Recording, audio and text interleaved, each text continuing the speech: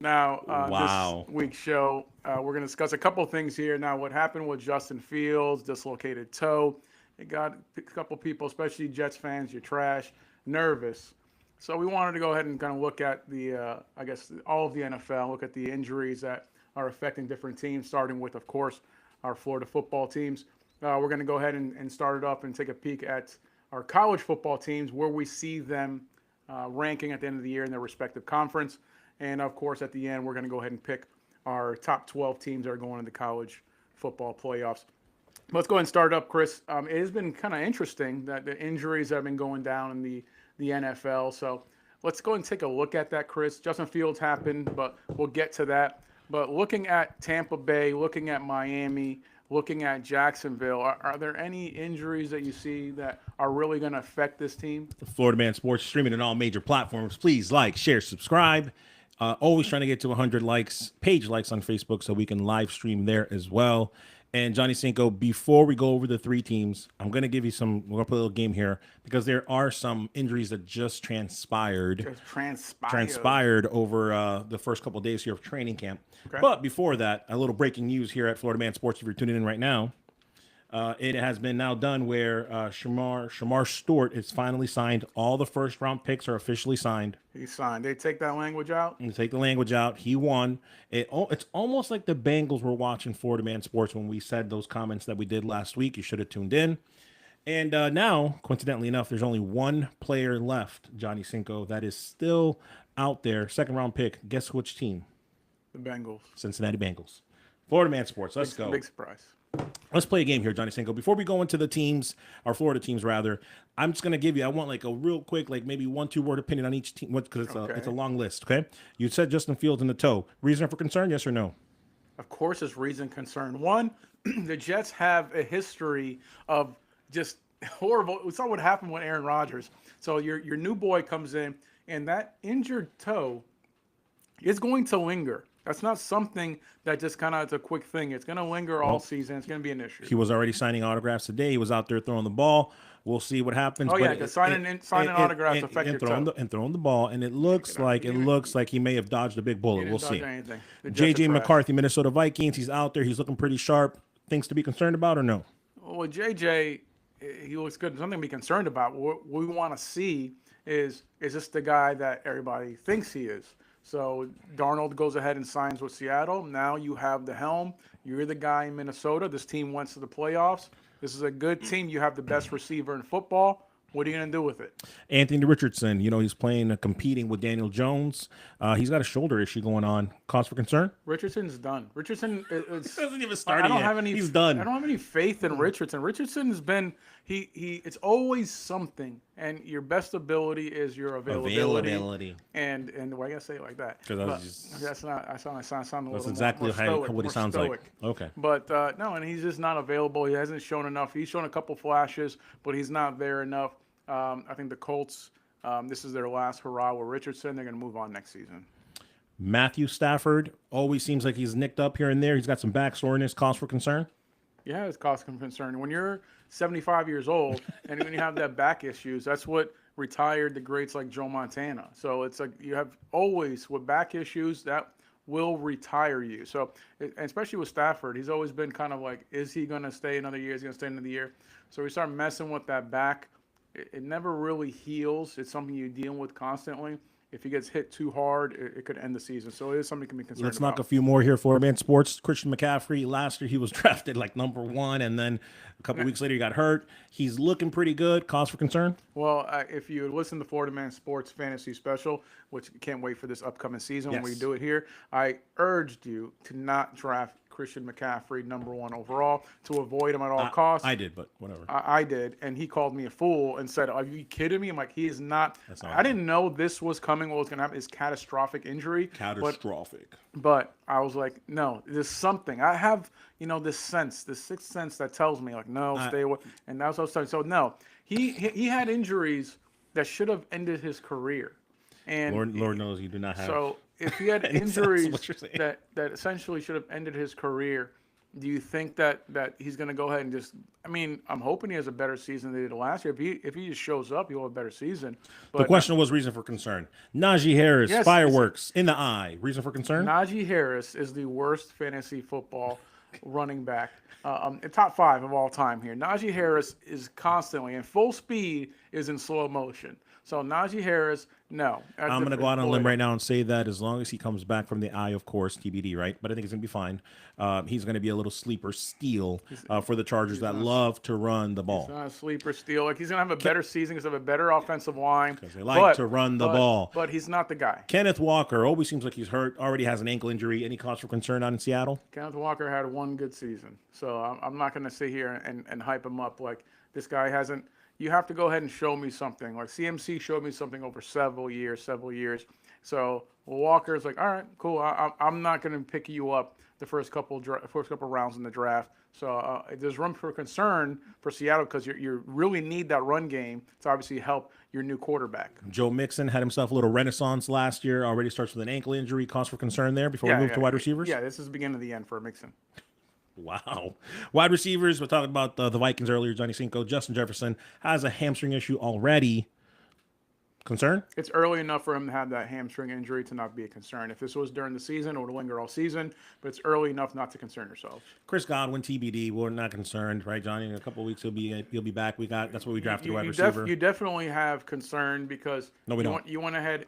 Godwin went ahead and turned down significantly more money from teams like the Patriots to go ahead and show loyalty and stay with the Tampa Bay Buccaneers. So Tampa's going to go ahead and still gave him a good amount of money. So it's still room for concern because they have wide receivers. Those wide receivers are not to the caliber of Chris Godwin. So now, is Chris Godwin going to go ahead and be the guy? Tampa's not making the playoffs without a Chris Godwin. No. They're not making the playoffs without Chris Godwin. So if he gets injured and they have to rely on their rookie, to rely on something from the guys that are second year guys, it's not going to happen. He'll be ready by the time the playoffs kick in, so that's irrelevant. I don't know where you're going with that. Bucks have nothing to worry about. Malik Neighbors already with a toe injury. You said Fields with a toe was bad. What about Neighbors? It is. Toe injuries linger. Toe injuries will linger the entire season. Okay. I don't know how bad it is, but a turf toe will linger 7-8 weeks. Now, it is early enough, assuming it's a turf toe. I haven't seen the details on that. But we're talking about with Fields, it's a dislocated big toe. That's going to be an issue. Throwing the ball, handling, running. Fields is a run-first quarterback. Tape it up. It'll be fine. No, it's not going to be fine. It's going to be an issue. Jets are trash. Let's put a bow on this, Johnny Cinco. Brandon Ayuk, San Francisco, torn ACL, MCL. He's already in the PUP list. Well, the Niners are complete morons. I was about to say, just give me the Niners run. Yeah, they're for signing this guy to begin with. Like, they should have let him go. They went ahead and paid him the money when they had plenty of teams like the Patriots willing to give draft picks to go ahead and pick him up. You want to say no, you're going to have him. And then he didn't really perform, and then he goes ahead and tears it. Like, it's not the end of your career when you tear an ACL or do something else here, but San Francisco really needs this guy. I mean, Jennings is threatening to hold out. Ajuka's the guy. He's the guy in San Francisco right now, so he needs to be elite. I don't know if it's too soon for me to say he's going to be. If this happened, I don't know if he's going to be the guy that he used to be, and he was only that guy for a short period of time. So there's room for concern in San Francisco, but I never really had a lot of faith in Ajuka to begin with. It's going to depend also on what Purdy and McCaffrey can do, and if McCaffrey can stay healthy, they kind of go. In my opinion, they kind of go hand in hand. Purdy is the key. Mm-hmm. McCaffrey.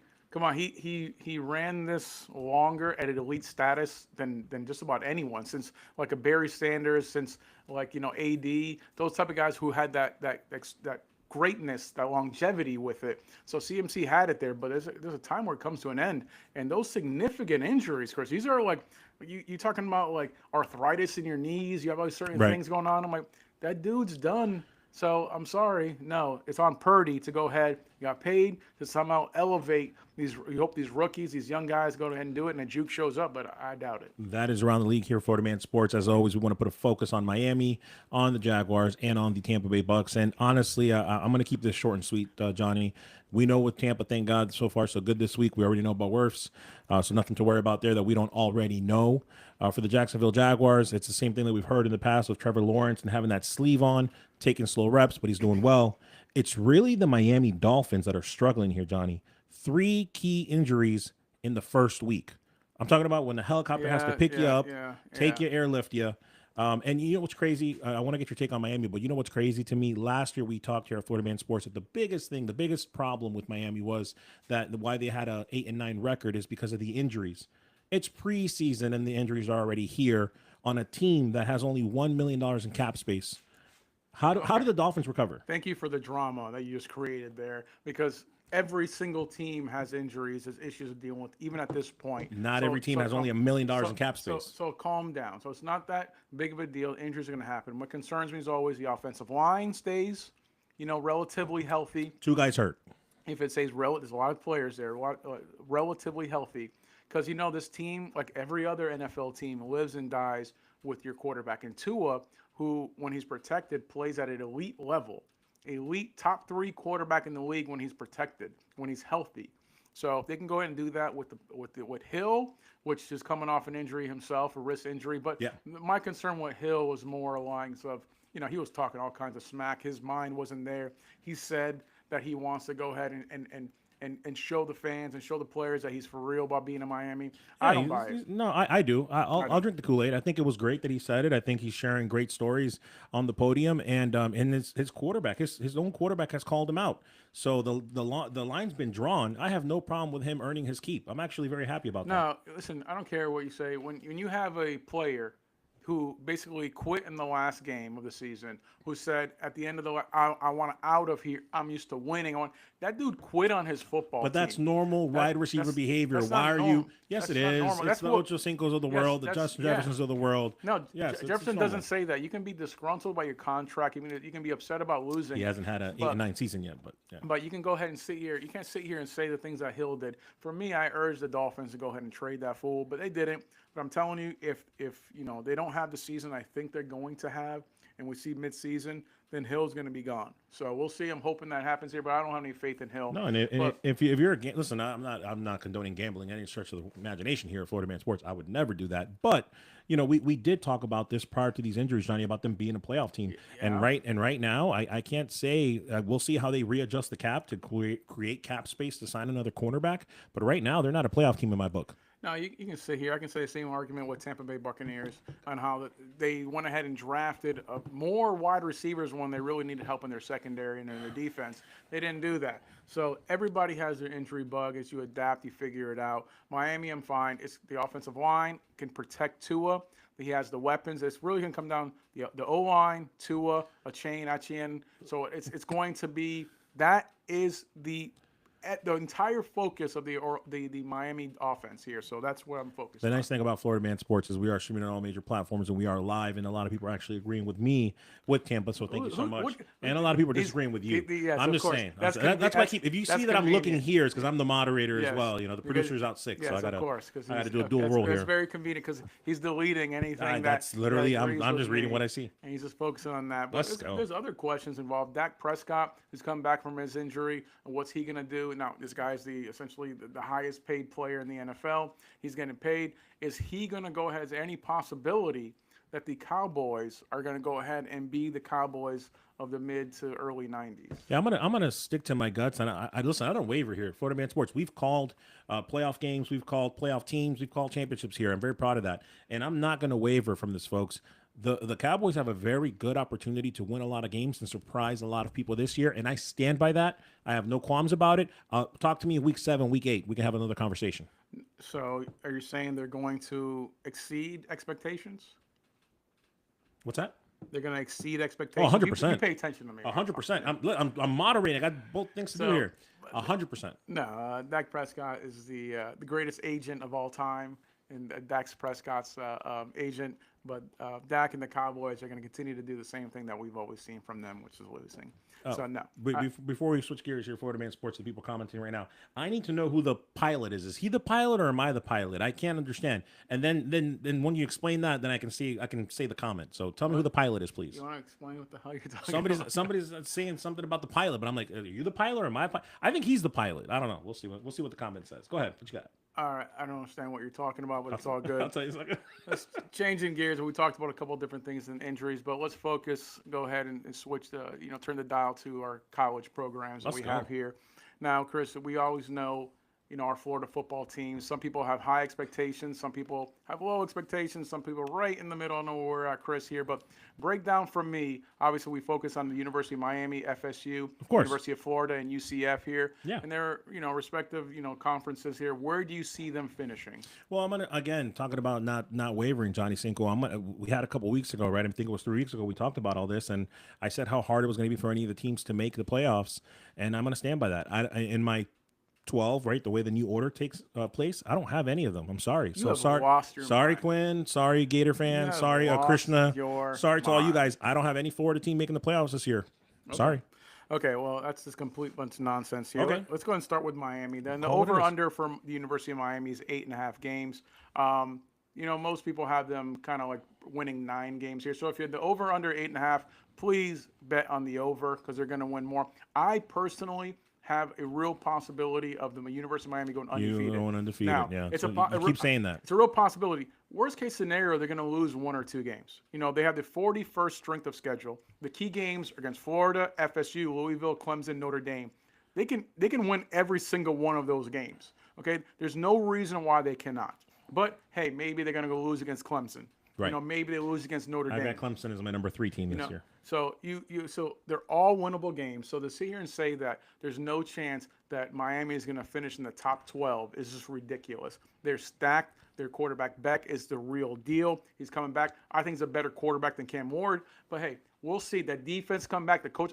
Miami's the real deal. But it's gonna be, Johnny, how quick, and this is 1 year. It's one and done for him with the Hurricanes. So and how quick you can adapt in one game. We're not I mean, that's really what it comes down to. We're not talking about, hey, are they going to go ahead and win 4 straight national championships? Coming back We're from talking an injury. This upcoming year, I know. what's going to happen There's with a lot them. of variables, and man. I'm telling you right now, this is the best University of Miami team since the team's led by Ken Dorsey. So Wow. back in the day when they were dominant with Ken Dorsey-led team, this is the best Miami team since then. So no. Typically, the opposite happens. So I'm glad you said that. So FSU, they're over under set at 7.5.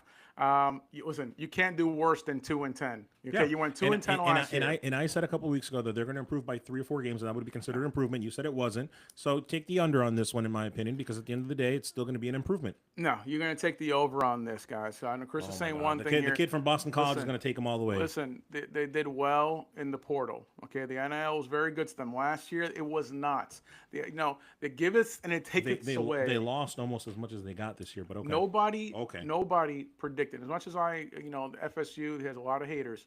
Nobody predicted that a team that essentially went undefeated up until there was they lost 1 game, a whole big thing here. They should have went to played in the playoffs. They didn't get there. They lost that game badly because their quarterback got injured, and then they go ahead and go 2-10. Nobody saw that coming here. So no. So this year, you're telling me they're going to go they're going to win 6 to 7 games. That's going to be an improvement. Coach is going to get fired. Well, it is an improvement from the last year. It's just a fact. But yes, it's not going to be enough for the coach to keep his job. And like I said last couple weeks ago, Florida Man Sports, the only team that has a real legitimate chance of making the playoffs is the Gators. No, but I don't think they're going to do it. I have 8 wins for FSU here. They're going to finish behind Miami and Clemson in the ACC. But no, FSU is going to be okay. They're going to have a decent year, but 8 wins for FSU.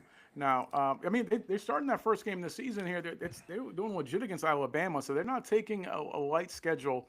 But moving on to Florida, the over and under, Chris, is set. University of Florida 7.5. Yeah. This I do have them under because I have them at 7 wins here. 7 wins here. Everything comes down to development of their quarterback, DJ Lagway. Everything. They can really blow up if this kid is legit. I don't have that much faith in him. I don't have much faith in Napier in the coaching staff. So with the University of Florida, no. In the SEC, honestly, I have them finishing 12th in the SEC. They have a tough schedule. LSU, Miami, Texas, 3 straight weeks with those squads here. So they're losing all of those. For those of you who faithfully watch Florida Man Sports, I want to thank you. Of course, we are streaming on all major platforms, and you already know that when it comes to the NFL and what's right and wrong, I destroy this guy here, my counterpart. So it would be nice for college if he actually wins a couple things, gets a couple things right. But once again, you and I are in disagreement. I'm going to say that the Gators, are going to be the best. Is going to be the best team in Florida. I'm going to stand by that. You're saying you're taking the under. They're going to be one of the worst teams. So we'll see what happens. But I stand by what I said a couple weeks ago. I don't waver. It's just not. You can waver on nonsense if that's what you want to do. No, but I don't waver. At the end of the day, like I just mentioned, LSU, Miami, Texas, 3 straight weeks of dominant opponents. They're going to lose all of those. Then they're not going to beat Ole Miss. They're not going to beat Georgia. They're not going to beat FSU. So it's going to be Georgia lost a lot of people in the NFL, so it's going to be yeah, and they did very well in the portal. So it's going to be very interesting here. But like I said, they're going to finish towards the bottom. 16 teams in the SEC. They're going to finish 12th. They may go ahead and at best win 8 games, but I have them at 6. They're not going to. A 500 record for the University of Florida. I don't see much from them here. So take that under for which set at 7. Save your money. 7 wins. I have University of Florida here, but still, they're going to be under that 7.5 where I projection them. Moving on to our final Florida team, Chris, the University of Central Florida. Now that team. They're in a period of transition, Chris. They're in a period of transition. Kinda like you. Obviously, new coach Frost here. What do you expect from UCF this year? not much. Not much. I said it a couple weeks ago where I know we got our coach back, but at the end of the day, he had one great season. The proof is in the pudding. I need consistency. So no, obviously there's no playoffs. What's the over/under on this one? No, the over/under for the UCF. University of UCF is 5.5. So give me the under.